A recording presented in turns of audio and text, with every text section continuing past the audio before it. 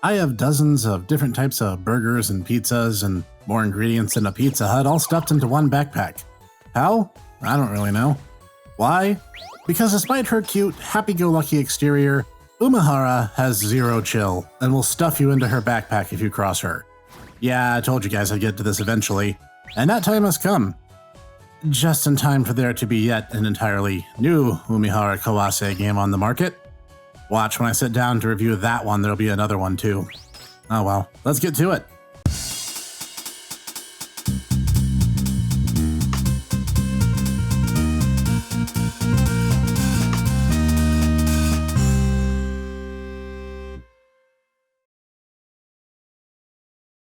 Greetings everyone, this is the Hipster Snek, bringing to you a bit of follow-up from my Umihara Kawase trilogy video from a few months back.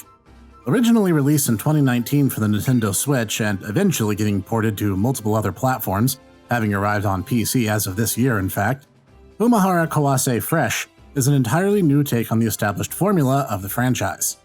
Instead of the, frankly, quite frustrating get-to-the-goal gameplay commonplace of the first three games, Fresh takes the fishing rod rubber band action in a new mission-based direction, clad in an overworld, a simple crafting system, and tons of treasures to collect along the way. So, let's dive into it. The game starts with our titular heroine having a recurring dream of a land far from her home, and a map in her bag which displays the land seen in her dreams in vivid detail.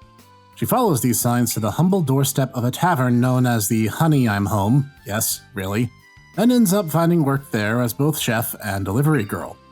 Figuring this fastest means by which to explore her hunch about her dream and the map, Umihara sets up shop and sets to work making friends with all the anthropomorphic talking cartoon animals found in the kingdom, and thus our story begins.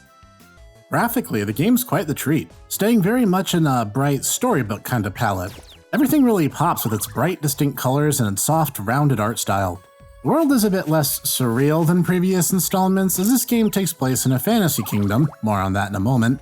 So while the landscape isn't dotted with street signs, stray vegetables, and school supplies, each area does have its own distinct look and features. On top of that, the world's actually one large unified map, allowing you to travel to any place at almost any time, and loading is more or less non-existent. Be it dark, atmospheric caves and their rich blues and purples, the lush forests of greens, or the towering castles and stark grays and purple banners, everywhere you look, there's a beautiful world awaiting you. And from an audio standpoint, the game is solid. But that is sort of a damning by faint praise, I must admit. The original opening theme played in the very first game of the series is a hauntingly beautiful track that has a character all its own. The music in Fresh is just, pretty good. I couldn't really hum a track out of context if you put a gunfish to my temple, but at the same time, I like it just fine. The sound effects are the same kind of cheerful, cartoonish sounds you expect from a series like this. It's just a really pleasant experience, and the audio lends itself nicely to that kind of a motif. Mechanically, while the game relies on the same core gameplay elements as seen in the original trilogy, one major difference separating the entire style of play is the unified world map. Rather than one poorly timed fall being a death and a subsequent restart, the mission-based gameplay sections offer the areas of the map, conveniently highlighting them by arrows giving you some idea of the fastest route to the end of each. If you do fall, you can usually climb back out, and if for some reason you can't or it's more of a pain to do so, you're welcome to exit the mission and try again from the start or from the campfires dotting the world. See, so long as you have a spare rucksack, you can set up any campfire spot as a set midway point for the duration of any mission, and then respawn back to it as many times as you need for no additional cost, other than time. This adds an extra dimension of risk and reward. Sure, you might save your spares for more challenging and demanding areas, but if you don't set one up at all, a single misstep might send you back to the very start of the mission too. And while the missions do tend to be short at first, there's tons of them and later ones get much longer. Not just that, but this is probably the tightest and most responsive of the Umihara Kawase games in terms of its overall physics engine. Describing game feel in words alone might seem to be a fool's errand, so who better than me? The fishing rod feels like, when pulled tight, the tension has a more dramatic impact. I can safely scale sheer cliff faces by snapping my hook to the wall, holding down, and Umi will yank herself up. Then as she's going up, I release my grip from the hook, travel a short distance, and repeat. It means that short, safe maneuvers can be utilized by less confident players to help beat a mission, rather than taking large, calculated risks on a physics engine that frankly will end up making no sense at some times, though this is mitigated somewhat by the game having additional playable characters.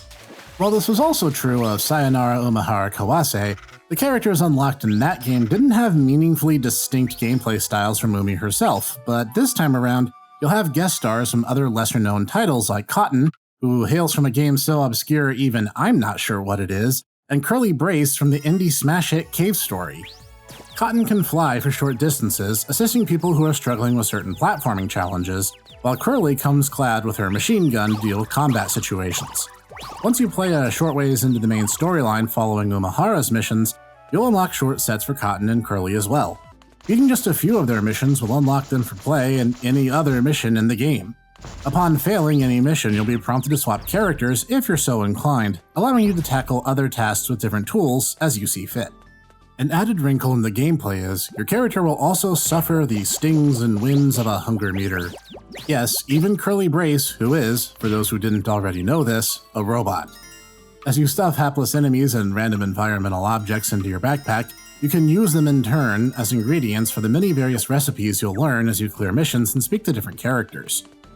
Mostly, these come in the form of various burgers and pizzas, which appear to be among Umi's favorites if her commentary on their recipes is to be believed. Not only does this restore your hunger bar, but also it will refill a part of your health bar. Oh yeah, you have a health bar in this game now instead of just dying in one hit. Kinda forgot to mention that, probably should have done so sooner, but here we are. On top of those perks, some dishes will also grant mechanical benefits, such as a fish sandwich that allows you to stay underwater longer than normal, or a few different dishes which increase your jump height. So remember, collect enemies, cook the enemies, and then eat them to steal their power. Ultimately, what this will translate to is, you select a mission, almost always in the format of get from A to B, sometimes framed as a delivery from the honey I'm home, but sometimes it'll be peppered in with time attacks or boss encounters, and you'll begin the level.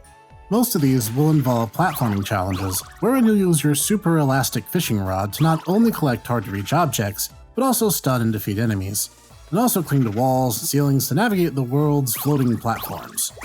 I suppose this bears some elaboration in the event you didn't see the last Umihara video or have never played a game like this for yourself.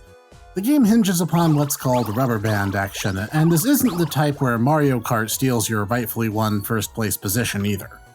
Rather, this is where you latch your lure to the wall and stretch it on back in order to fling our enthusiastic protagonist at Mach 20 in order to clear a jump that would otherwise be impossible for her rather pathetic vertical leap to clear.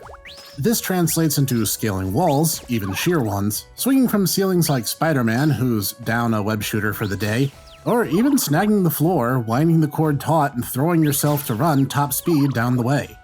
But describing it really doesn't do the zany physics in this game any justice. It really is just way more than I can summarize in a short video like this one. It rightfully deserves to be tried out for yourself. Is there anything about the game that I don't like?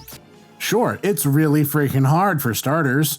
I'm more than 50 missions into Umihara's questline and I've completed Cotton and Curly's already. It's tough as nails. I adore the game in many ways. It's much more forgiving than a lot of the games that came before it. But in plenty of other ways, the game is still fiendishly difficult, and a lot of more casual players likely won't be able to see it through to completion. Certain missions also give certain additional modifiers, like some wherein Umi's hunger bar empties super fast, so she'll effectively be stuffing full-sized pizzas into her mouth every 30 seconds, which can be both resource draining and frustrating without ever actually making the game any more difficult. But really, those are rare, and realistically, I'm just nitpicking at this point. But at the end of the day, is Umihara Kawase Fresh worth it, even if you have trouble pronouncing the name? I'd say yes. The slingshot gameplay and technical finesse you master as you play will allow you to do bigger and better things as you get a feel for how the game flows, all culminating in a very, if I may, fresh-feeling gameplay. See what I did there? It's an exciting and colorful and wonderful, exceedingly challenging platformer that's sure to push your abilities to their utmost in a wholesome and fun way. It doesn't need excessive amounts of gimmicks or tricks to its name. The core gameplay elements will be more than enough to keep you hooked. But this has been the Snek, bringing another delightful and obscure review. If you enjoyed today's episode, tap the like button so I know.